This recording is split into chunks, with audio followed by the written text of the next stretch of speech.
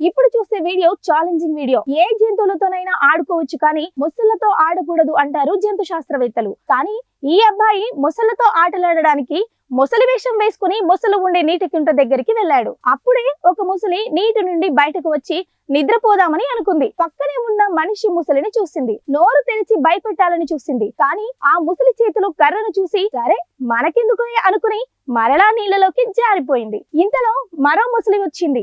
దానిని మనిషి ముసలి కర్రతో భయపెట్టింది.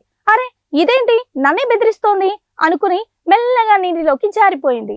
అయితే ఇక్కడ ఒక విషయం గ్రహించాలి. అతను వెళ్ళిన ప్లేస్ డేంజర్, కానీ వెళ్ళిన సమయం చాలా సేఫ్.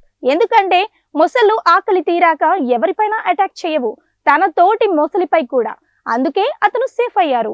కానీ డేంజర్ బ్రో అంటున్నారు నెటిజన్లు.